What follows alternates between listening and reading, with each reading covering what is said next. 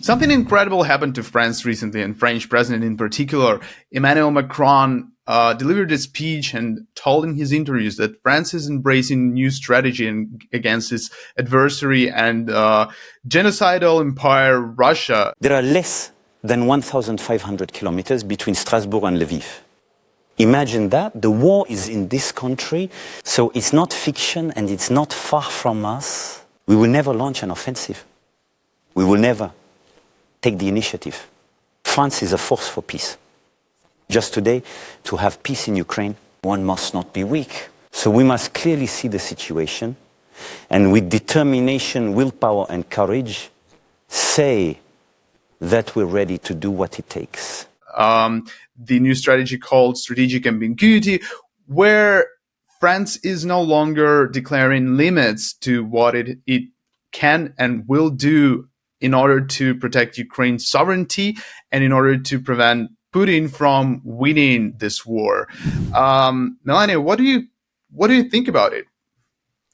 The only thing I think about this is, unfortunately, it took almost 3 years and countless Ukrainian lives for European leaders to accept, in a way, the reality of what's happening. I'm happy it finally happened, and I'm happy that some steps are being taken, and I'm happy to see that Europe kind of step by step realizes that Ukraine is a 1,000 kilometers away from their territory, and therefore the war is on their territory. And you can't always rely on somebody to come and fix things for you. So it's all good. The interview that you're referring to is actually happening at the moment right now. We are keeping our tabs on it. As long as Macron does not announce that the French army is entering Ukrainian soil to help Ukraine protect European sovereignty against Russia, tomorrow, I don't think we're going to, learn anything else from this interview. But it is a very good change of rhetoric. Finally, we're not going to now tell our adversaries what our plans are. I think this is great. It's a great idea. After 2 years of war, yes, it's a great idea not to tell the after enemy 10 what years you're of going war. to Let's do. be Actually, I'm sorry. Let's be honest. So the reason why we actually are speaking about this today, not only this, but also this all makes sense only as a kind of as a system, as a longevity of content, if you will. So this interview and this statement by the President Macron today, they are a result of a long battle for, I don't even know, for understanding that negotiating with Russia will bring nothing. Do you remember the memes from 2022, Mark? Do you remember the meme, the so-called President Macron calling Putin? Yeah. It was incredible. While Ukraine was bombed to the ground and horrible things were happening, people were killed, and we were thinking that everything's going to hell. We got news every day that Macron held phone calls with Putin, and we were like, yeah, what the hell? Yeah, dude, what is there to talk about? We need you to close the sky. We need you to send us weapons. We need you to send us tanks, airplanes, artillery, etc., etc. Not sending calls and text messages to the guy who's killing people.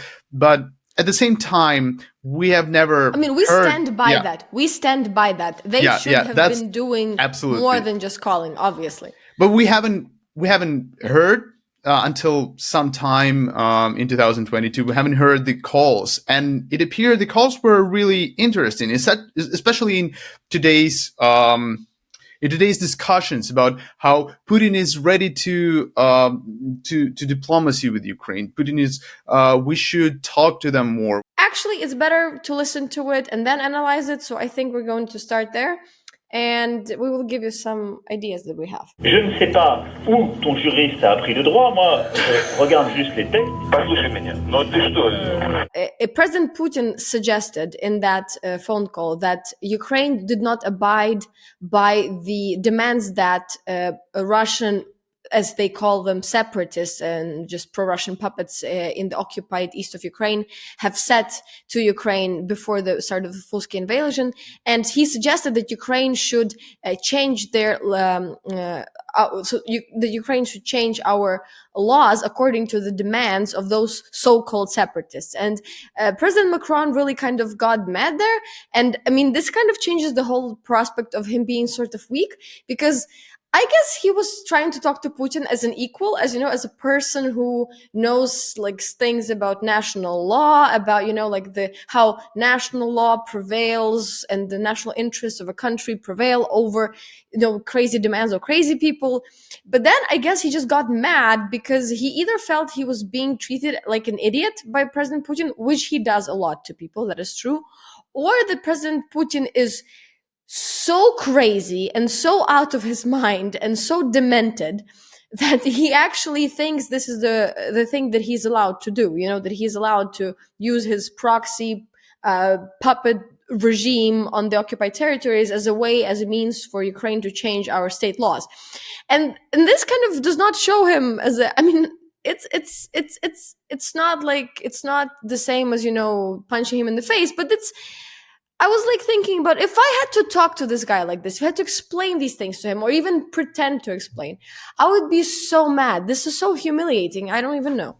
Yeah, the problem is all European and other Western leaders, and probably non-Western leaders as well, had these type of talks for like forever, for 20 years already. He's been like this all the time. When he speaks to you, he lies you in the face, and in this way he shows his dominance. And this is always like that. It's impossible to negotiate anything with these guys because they just do what they can do, and they are stopped when they are stopped with the hard force, with something real, not just talks, not just negotiations, not just signed papers, with some real consequences, because they don't care. This is the thug mentality. You don't negotiate with mafia, right? Because if they can do something by force, they will do that, and if you cannot stop them by force, you will not. And this is part of things which frustrated us a lot at the time. Donc, je ne sais pas où ton juriste a appris le droit. Moi, je regarde juste les textes et j'essaie de les appliquer. Et je ne sais pas quel juriste pourra te dire que dans un pays souverain, les textes de loi sont proposés par des groupes séparatistes et pas par les autorités démocratiquement élues. Они демократически выбранное правительство. Они пришли к власти в результате кровавого переворота с убийствами и поджогами, и с сжиганием людей живьем. Вот. И Зеленский у вас из этой команды. So here Putin is blaming Zelensky. So like, okay, let's skip the part where he calls Revolution of Dignity and Maidan a coup. We've been through this numerous times. This wasn't a coup. This is obvious for everybody who has 2 brain cells. The thing is, though, that he blames Zelensky for the alleged coup, for burning of the people which didn't exist and all of that. Need to remind you where President Zelensky was in 2014. I think he was still doing shows on Moscow television. He was doing New Year's show for Russian television in 2014. Maybe he means that Zelensky became president because there was a quote-unquote coup in 2014, which led Poroshenko to be president, which then in turn led Ukrainian people be dissatisfied with Poroshenko. And that's how President Zelensky, out of the blue, half a year before becoming president, decided to be president. And this is the reason why Zelensky is responsible for the deaths of people in Kyiv.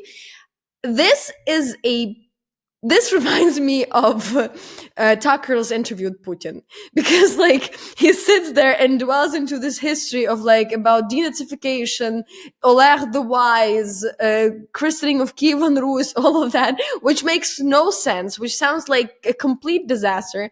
And then you so Macron, as a person who speaks with Putin at the same time, has to either ignore this like a crazy talk, or it has to be like indignified to react to this and be like, no, Putin, remember we talked about this was not a coup, and Poroshenko was president after that, not Zelensky. I mean, it's like talking to your grandpa who's like thinks it's still 1942 outside and thinks, all of these things. And you have to be like, no, Grandpa.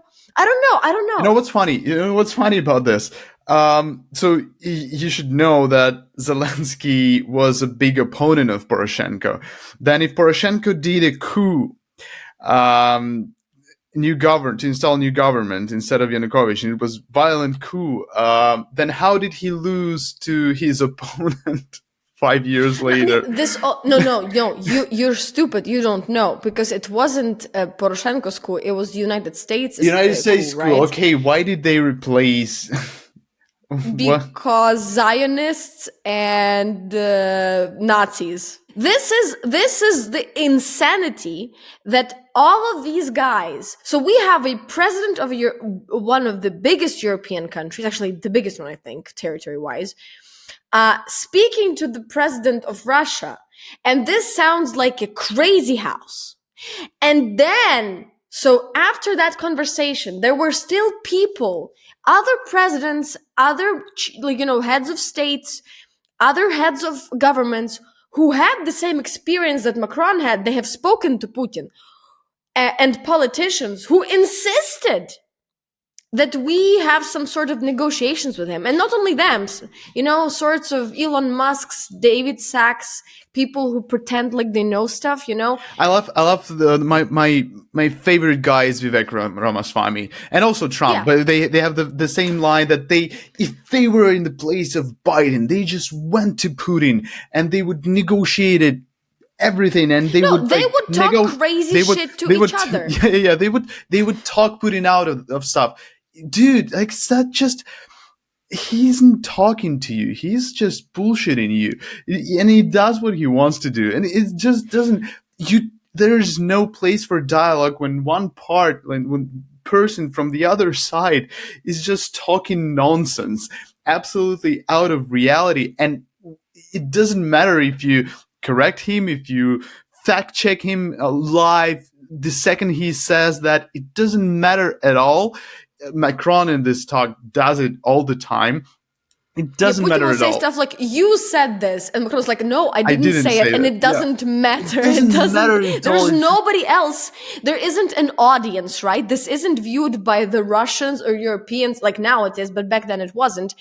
And he was still like, as if there are people in the room tried to lie to Macron. It's tete-a-tete, they're not. And he's like, no, Vladimir, I didn't say that. Like, this is, I don't want to downplay it. I have a sneaky suspicion, Mark. You just said like he's bullshit. I don't think he's bullshitting you. I don't want to downplay the evilness of Putin. He is evil, and fuck that guy. But I don't think it's bullshitting intentionally. I think he's just like this. He just thinks that. He believes his own he's like senile and crazy. I mean, does not make him less dangerous, right? I think it's something like it's both, because he obviously knows that separatists are not separatists, that he installed them. He obviously knows lots of things. They have strategy, etc., etc. Or maybe he believes it, but now maybe he gave an order to install the separatist regime, and then kind of made himself believe that they are organic. And then they come to his palace in Moscow region, and they come like the head of Donetsk People's Republic, so called, and he comes to his palace and he says, Vladimir Putin, give me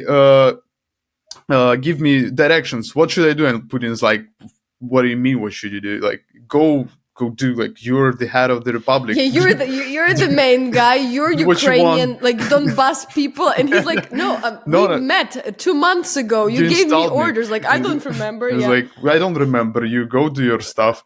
He's like, all right. Okay, I guess I'll die. And then they die. Yeah. It's just like that. He just installs his puppets, marches Russian army, then gets it back after some wins, and it's like, we didn't have Russian army there, and like, you just sent them, like thousands of people died, and he's like, no, I haven't. It wasn't me. If Macron has a hard time talking to Putin, imagine his generals talking to him. Like, President, we just lost this village in Ukraine. Why aren't we in Kiev yet? No, you don't understand. We're very far away from Kiev, like extremely far away. You said 3 days. No, I mean seriously, we're like very far. We're near Avdiivka now, and it's not pretty. It's really, really bad. But how about we start planning that victory parade in Kiev tomorrow, Alexei? No, but we can't. Vladimir, listen to me. Focus. We're not in Kiev. This has to be fucking insane. Comment vois-tu l'évolution des exercices militaires? Они идут по плану. Donc ils se terminent ce soir, c'est ça? Да, наверное, сегодня вечером. And he's like, he's lying like a schoolboy. So when it's 4 days before invasion, 4 days before full-scale invasion, and he's like, when do your exercises end? Probably tomorrow. Yeah, probably tonight. Yeah, I don't know. I don't know exactly. I should talk. I don't know exactly. Yeah. Well, they end. Yeah. Where's your homework? End. I forgot it at home. Yeah, and he's like, his tone changes. He caught on like his line, and he's talking like a fucking boy. We should talk to them more. Tucker Carlson is saying no one is listening to Putin. No one is trying to talk to him. West has provoked the Russia to invade because it didn't want to talk to Putin. It didn't want to hear its concerns. It appeared that it actually did, and we have a phone call, and it's really weird. Vladimir, je te le dis très sincèrement, pour moi, remettre la discussion dans le bon cadre et éviter les tensions est un préalable absolu. Et moi, ce qui m'importe, et je te le demande vraiment, c'est qu'on maîtrise la situation. Ça, c'est le premier pilier. Et je compte beaucoup sur toi parce que ne cède pas aux provocations, quelles qu'elles soient, dans les heures et les jours qui viennent. And you know what? Even how much we would like to dislike it, he's being nice to Putin. He's like, I rely on you, I count on you. You know, he's treating him like an adult. You know, like you help me, I ask you. You know, like normal people would say, like, please stop this shit right now. Don't. And he's like, listen, Putin, I need your help in this. Could we, stop this madness? So he's like. He has really good, like to do. Yeah, he's really good diplomatic skills. Even though I dislike what he says and what he does there, it's a really, really good diplomatic skills. I mean, like it doesn't. He almost kisses his ass, and it doesn't help. Yeah, if you feel like Putin wasn't respected, or and that's why he invaded Ukraine, or Putin didn't get like enough time to talk or enough attention or anything like that. No, he was given enough of everything, even more than he deserved. Like surely more than he deserved. Yeah, and later in the video, Macron suggests one of the few things he asks Putin for is he suggests that there is a bilateral meeting between Putin and President Biden. So as to, plan for some kind of de-escalation. What they thought was going to happen was maybe if Putin agreed to meet Biden, something would chill. They negotiated to start this another round of Putin-Biden conversation. What's important there, Macron specifically mentions the NATO question, the question of NATO exception of Ukraine. He mentioned this. He says we are ready to talk about this with you. And the point of a lot of people, a lot of pundits who say that NATO provoked Russia or something like that. Bullshit. He could have his deal if he wanted. They were ready to sell Ukraine's NATO accession. You can be sure of that. This wasn't the problem. Like for every single David Sachs, Elon Musk, idiot, Tucker Carlson, no name on Twitter, like Russia is secretly winning it, you just don't know that guy. Like all of these guys, literally with his mouth, one of the main guys in NATO, France is a big part of NATO, top weapons manufacturer, nice, huge, good military, not like Germany, like proper guys. He actually said himself, as Mark said, no, like we already discussed this. And so don't use that stupid fucking argument. Don't do it anymore. NATO has nothing to do with that. If you will, it's not that it's very weird. It's that it's different from what we were led to believe it was. I mean, you can say that, at some point the communications the public communications of President Macron kind of failed him in a way, because had we known about these things back then, had we known the tone of voice of these conversations before, it would have been interesting. But what's interesting to me is actually not even the kind of tone of the call, which is interesting in and of itself, but also the content. So Все-таки переместить местами.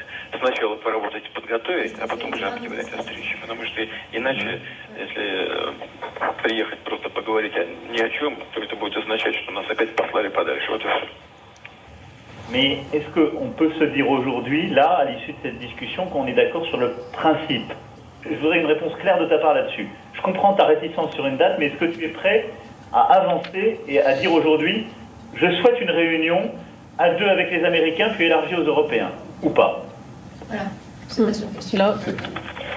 И это же такая вещь серьезная, поэтому если ты хочешь, чтобы у нас были согласованные формулировки, мне кажется, сейчас нужно дать поручение нашим помощникам, чтобы они сейчас прямо сейчас созвонились и эти формулировки согласовали. В целом, конечно, я согласен. Абсолютно правильным направлением. Très bien. Tu me confirmes que tu es d'accord sur le principe. Je propose que nos équipes, sous la supervision de M. Ouchakov et M. Beaune, essaient de parachever un texte conjoint, en forme de communiqué, à l'issue de ce call. Я хотел идти играть в хоккей, разговариваю с полетенного зала с тобой, но прежде чем не отдам эти все команды и помощникам своим там, и соответствующим сотрудникам, буду приступать. So Macron wants him to be good on his promise that this meeting is going to take place. And for that, the advisors have to start drafting this plan. And what does Putin say? I was planning to play hockey and not... What the fuck is this? Yeah, that's just pure. This is just No, embarrassing. he's flexing. He's like, you're not important, Macron. I was actually planning to play hockey, but okay, I'll make you. I was gonna play hockey on my Mar-a-Lago. Oh, wait, that's a different guy. That's a different guy. He has his own pedophile bunker. How did it come from President Macron being the main diplomatic connection to Putin, trying to calm his down, trying to talk him out of invasion, even after it started, even like several weeks through invasion, up until I think Bucha happened, up until Ukraine deoccupied Bucha and in Kyiv Oblast and found what was going there, what was happening there.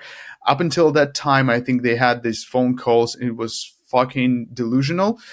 But now, and instead of like sending Ukraine everything France could send, now he's talking about actually moving French legions to Ukraine to protect borders of Ukraine and Belarus potentially to there protect. Are That's talks probably of these things. So yeah, there are it's some not, speculations it's not going in the to media, happen not confirmed. probably today. Yeah. But he's talking about that's not. We can do that. There's nothing we cannot do. Probably he's not talking about nuclear for sure. But at the same time, he talks about, and that's all part of, I think, one process. America is losing leadership in helping Europe with security, and it's horrible.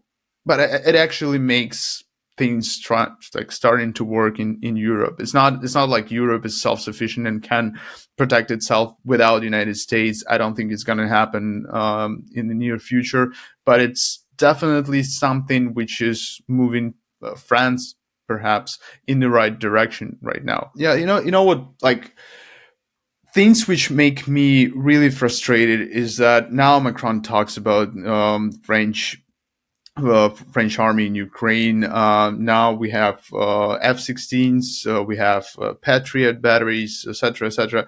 I think that America, United States knew that Putin is going to attack in April 2021. They were sure that it's going to happen. They tried to talk Putin out. It didn't work. And they had a lot of time, almost a year to prepare. And they had almost a year. If they just moved international armies in Ukraine, American army, French, Germans, with Patriots, with aviation, F-16s and F-35s patrolling Ukrainian sky, even not even in Donbas, where Ukrainian army could still be, but in other places, no war would start. No gas crisis. They could continue buying Russian gas.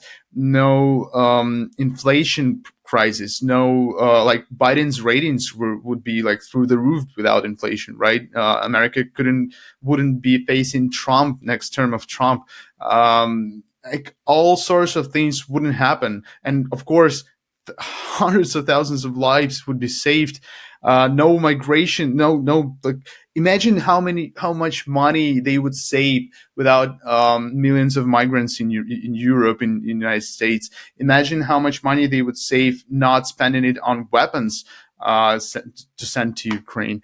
Imagine all this stuff, and they could spend this money on I don't know, infrastructure, kindergarten, schools, They could education, give it out to people on the street, and it would still be less spending than actually doing this. Yeah, right and now. they could literally like dump money on the streets of and little nothing. Village La Baguette in France, and kids would play with it, and it would still be nothing would have happened. Nothing. Putin wouldn't attack Europeans or Americans or whoever there would be there. Nuke Paris. He wouldn't nuke Paris. He wouldn't start nuclear war because he didn't want to start nuclear war. He didn't want World War III, and World War III is not coming if France sends their legions to Ukraine. You know why? Because Putin is afraid to attacking France.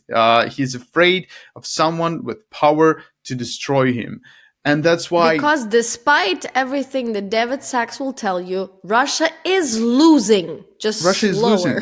And Putin is in love with his 17-year-old girlfriend too much to face, I don't know, nuclear apocalypse and World War III and all this stuff. It's not... like, people should start trying to understand the situation based on facts we get all the time. We have a bunch of them. Stop like looking for some secrets and new solutions, and just watch the reality. It says it all. Watch our channel. And watch our channel. Subscribe to this channel. Hit the like button. Smash the like button. We are the best source of I want you to tell us in the comments the longest way possible how wrong we are, how we don't know anything, how we're prepaid by the Zionist US government, liberal shills, that Russia is great. I want every single hate comment. I want you to write that I'm stupid. I want you to write that Mark's mustache is idiotic with as many sentences as possible. so that just comment every single thing you have underneath this channel. Do it now. Don't you dare. Right. We would hate for you to tell us the truth about us. Don't write comments about how I'm blonde and he's curly haired. Don't do that. Don't write about how I'm interrupting Mark all the time and my voice is annoying, that Mark is speaking too slow or something. Like, you just don't write. Anyway, stop it immediately. Stop it. Keep your hands out of the keyboard. Thank you very much. Thank you very much for watching. See you next week.